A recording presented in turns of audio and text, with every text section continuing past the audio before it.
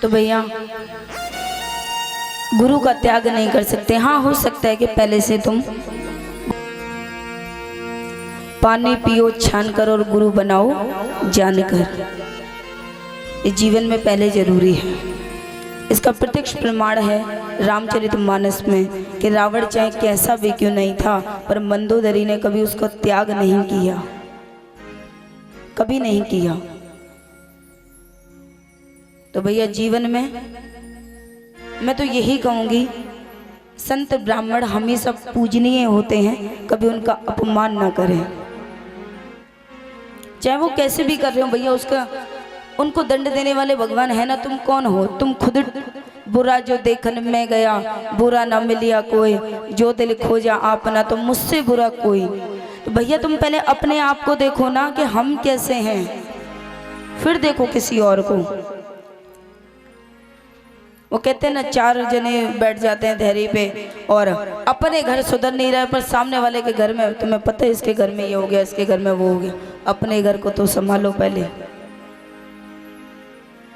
तो भैया शुक्राचार्य जी मना कर रहे हैं। आज उन्होंने प्रणाम करा है गुरु को कि हे भगवान, हे मेरे गुरुदेव, आज आपके कारण, आपके इस मंत्र में ही शायद बल रहा होगा, स्वयं नारायण मेरे यहाँ भिक्षा मांगने आए हैं। तो आज जब सब कुछ उनका दिया है, तो मैं क्या, ऐसी क्या चीज है जो मैं उनसे छुपा लूं? ये जान गए। आज वो कहते हैं नहीं गुरुदेव, आज तो मैं नारायण को दूंगा।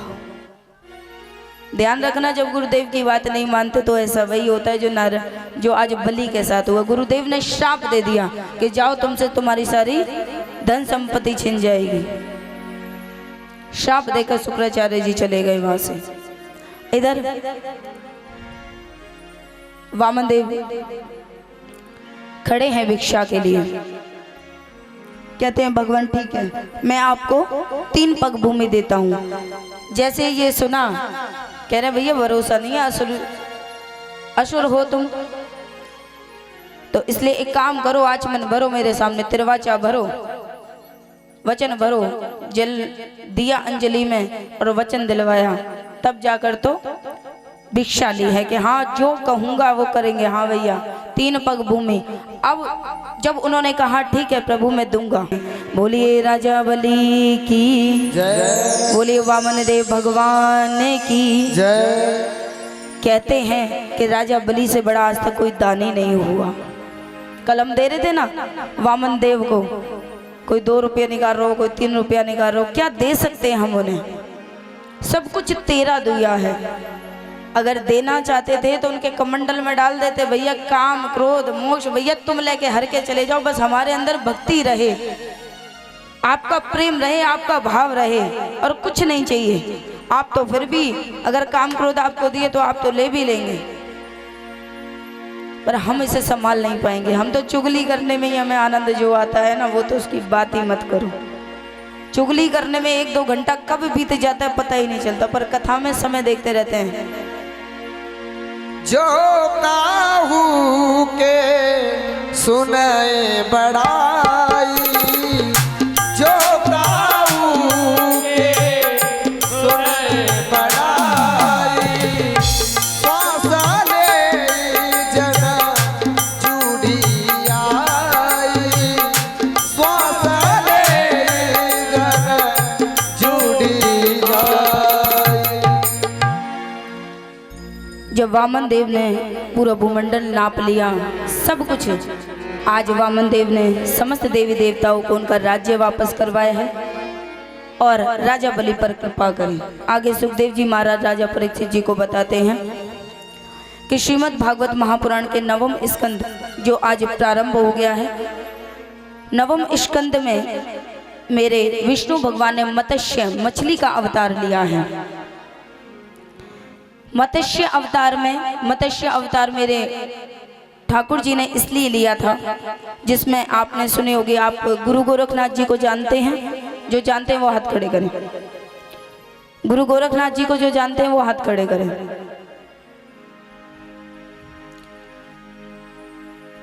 उनके गुरु हैं मच्छिंद्र नाथ जी। उनका जन्म मछली से हुआ है। विष्णु भगवान ने उन्हीं के मछली के गर्भ में से जो मछली बनी थी वो मत्स्य अवतार मच्छिंद्र नाथ जी के जन्म के लिए लिया था।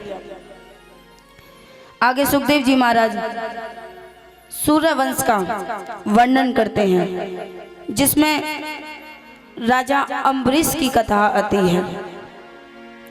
अम्बरीश जी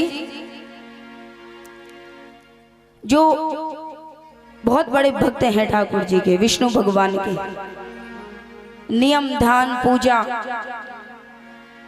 सब बड़े प्रेम से करते हैं। और उनका एक नियम है एकादशी व्रत करने का।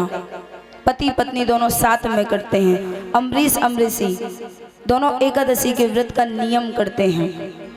उनका ये नियम है कि घर पे जो भी अतिथि आए या कोई भी ब्राह्मण हो, उनको भोजन कराने के बाद ही वे जल को ग्रहण करते हैं, अपने व्रत को खोलते हैं।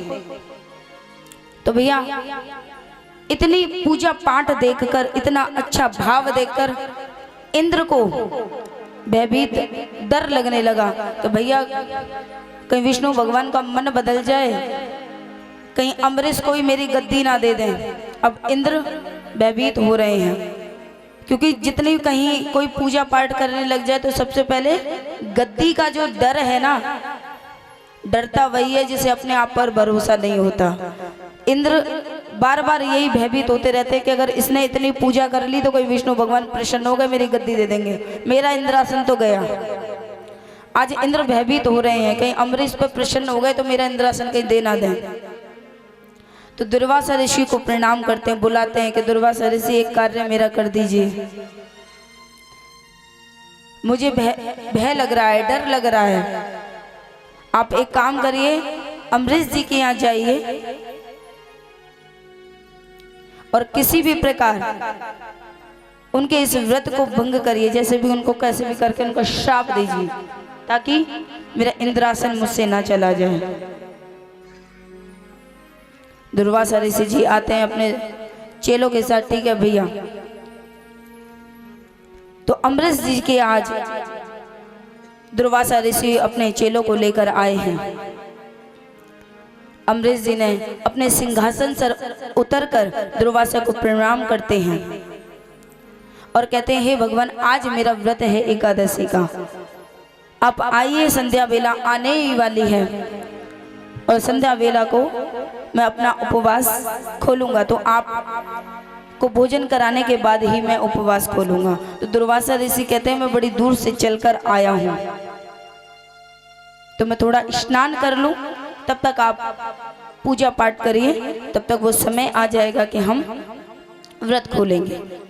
तो भैया एक नियम भी है क्षत्रिय वंश का कि भैया ब्राह्मणों को भोजन कराने के बाद ही वो खाएंगे, और एक तरफ नियम है कि संध्या के समय के संध्या जब निकल जाए उसके बाद तो व्रत तो खोलना ही नहीं है।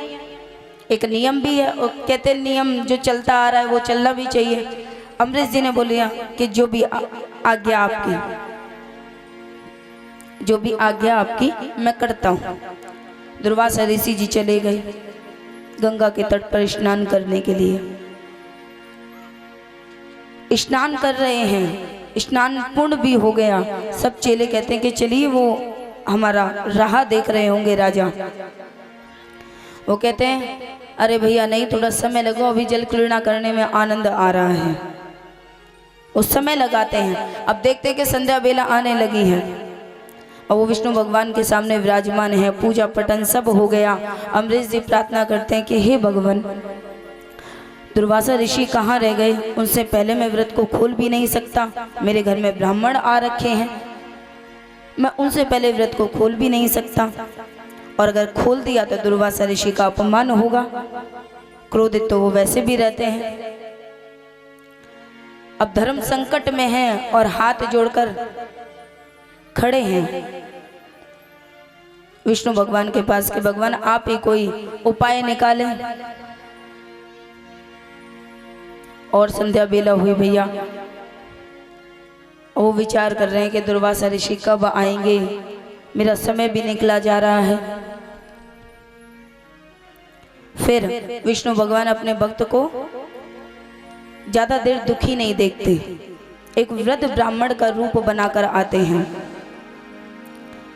और कहते हैं, हे बालक तू क्यों उदास है, हे राजन तुम क्यों उदास हो, संध्या बेला आने को हो गई है, आप अपना एक काम करिए, तुलसी दल लीजिए, तुलसी दल मुख में डाल लीजिए और एक घूंट भर आप पानी पी लीजिए, आपका व्रत भी खुल जाएगा और दुर्वासा ऋषि का अपमान भी नहीं होगा।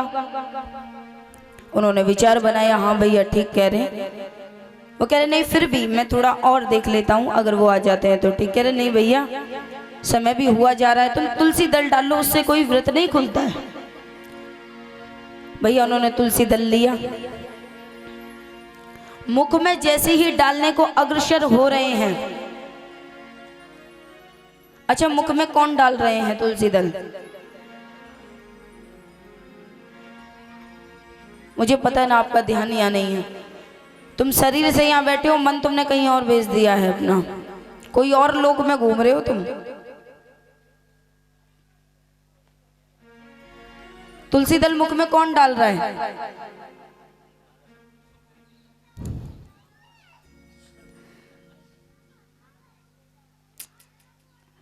अम्बरीश जी डाल रहे हैं, उनका व्रत है। अब बोल तो हम डाल रहे हैं भैया, थोड़ा ध्यान दे लो। फिर आप बोलोगे भैया कि व्यास जी चोखे नाते, ये टीचर खराब है, टीचर बदलो।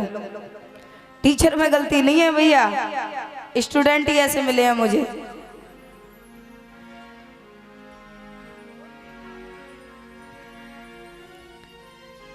तो अमरीश जी तुलसी दल मुख में जैसे ही डालने को अग्रसर होते हैं, उधर से दुर्वासा ऋषि अपने चेलों के साथ आते हैं।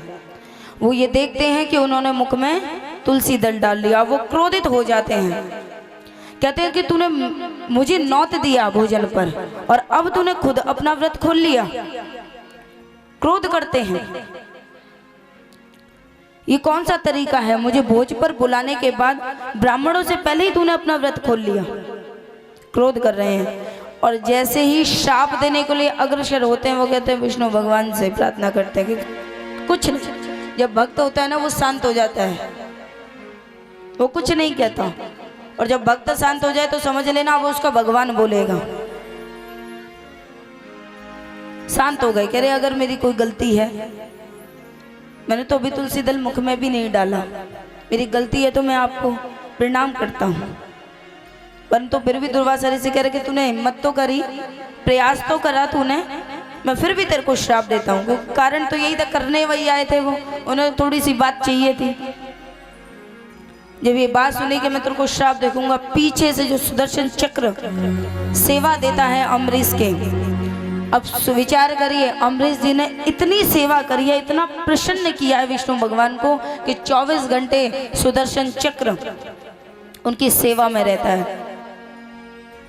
अब जैसे ये अग्रसर हुए श्राप देने को, पीछे से सुदर्शन चक्र आता है और दुर्वासा ऋषि के पीछे पीछे है। अब दुर्वासा ऋषि जी देख रहे हैं कि सुदर्शन चक्र को तो कोई नहीं रोक सकता, रोक सकते हैं तो स्वयं महादेव। अब वो भी पता नहीं कि तप में बैठे होंगे या कैलाश पर्वत पर मुझे मिलेंगे या नहीं मिलेंगे। अब दौड़े दौड़े जाते हैं ब्रह्मा जी के पास, ब्रह्मा जी मेरी रक्षा करिए। किससे रक्षा करनी है भैया? सुदर्शन चक्र से। कह रहे भैया यहाँ नहीं हो गई, कि तुम तो मर रहे हो, मुझे भी मार दो, तुम निकलो यहाँ से ब्रह्मलोक से। उन्होंने हटा दिया उनको, जाओ जाओ। अब देखते हैं कैलाश पर्वत पर जा रहे हैं भागे भागे, और पीछे सुदर्शन चक्र है। अब देखे भैया ये तो समाधि में, ये ना सुने किसी की भी, यहाँ से भी चल लो। अब विष्णु भगवान के पास आए, विष्णु भगवान ने तो सुने ही नहीं, कहते तुमने मेरे भक्त का अपमान किया है, और जब मेरा सुदर्शन चक्र चल जाता है तो उसे मैं भी खुद भी नहीं रोक सकता। अब जिसका तुमने अपमान किया है इसे सिर्फ वही रोक सकता है। जो अपराध भगत सन करही, राम रोष पावक छेद रही।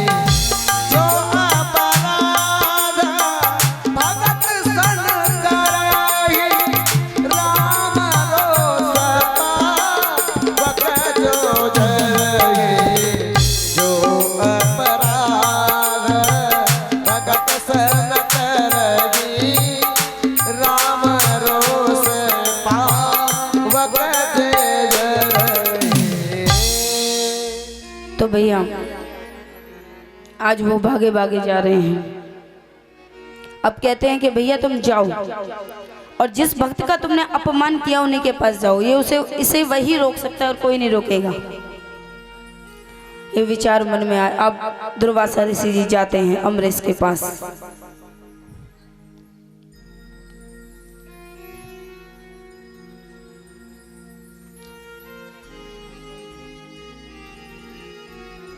देख लिया, मैं कथा प्रारंभ करूं?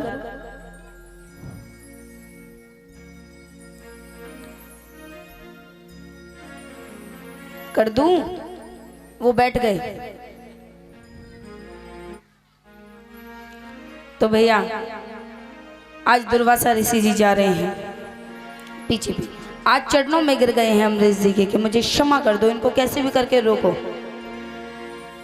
तो वो कहते हैं अगर मैंने मन क्रम वचन से विष्णु भगवान की हृदय से भक्ति करी है तो ही सुदर्शन चक्र आप वहीं रुक जाइए और वहीं चले जाइए जहां आपका स्थान है। सुदर्शन चक्र ने बात मानी और वो वही स्थान पर चले गए। आज दुर्वासा ऋषि जी भी कहते हैं देखिए 100 वर्षों से जो तप कर रहे हैं, जिनका तप भी धरा का धरा रह गया, और उस अम्बरीश ने सिर्फ केवल नाम से विश्वास से भगवान को इतना पा लिया कि 100 वर्ष की तप करने वाले दुर्वासा ऋषि भी आज उन भक्त के चरणों में पड़े हैं। तो ये मत सोचना कि तप से या जप से आपको भगवान मिलेंगे। अगर आप सही हैं और भगवान को मानते तो आपका भगवान खुद जवाब देगा सामने वाले व्यक्ति को। कभी किसी का गलत मत सोचो। इस हृदय में न जाने तुम किसकी निंदा, कितनी चुगली, सामने वाले का भैया इतना बड़ा मकान बन गया हमारा क्यों नहीं बना, सामने वाले के घर में टीवी है हमारे घर में क्यों नहीं है। दुनिया भर की बातें तो आपने हृदय में इतनी रख रखी है, तो भगवान को कहाँ जगह दोगे। वो भी सोचता है भैया मैं बैठूं तो बैठूं कहाँ। इसने कोई छोड़ा है हृदय में, कोई जगह तो छोड़ी नहीं, हमेशा निंदा और चुगली। मुरली वाले से जिसका संबंध है उसके घर में आनंद ही आनंद है। आपको देख के लग तो नहीं रहा कि मैं भजन गाऊं? गा दूं? संबंध है तुम्हारा उनसे, देख लेना तुम्हारी लाइन भी आएगी इसमें बीच में, जो आपको बहुत अच्छा लगता है आपका कार्य निंदा और चुगली, वो भी आएगी इसमें। पर जो श्याम प्रेमी होंगे ना, जो राधा को प्रेम करते होंगे, वो इससे कोसों दूर है। ये होता क्या वो जानते ही नहीं है। भैया हमें तो समय ही नहीं मिलता कि निंदा और चुगली है क्या, हम नहीं जानते इसको, क्योंकि हम जो बोलने वाले वो मुंह पे बोलने वाले, हम न डरते किसी से भी। कोई आए तो बैठे पलकों पर, जाए तो कोई इनकार नहीं। हम दीवाने मुरली वाले के, किसी और के दावेदार नहीं। भैया हम तो बस मुरली वाले को प्रेम करते हैं और किसी के दावेदार के नहीं। हम जैसा वो चलाता है हम वैसे चलते हैं।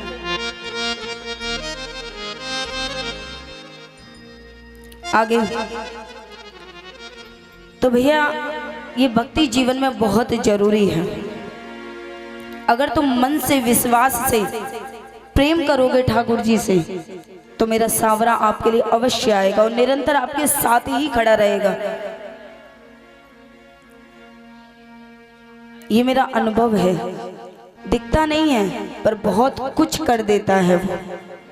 मुक्ति का कोई तो यतन कर ले रे, थोड़ा थोड़ा रे हरि का भजन कर ले रे।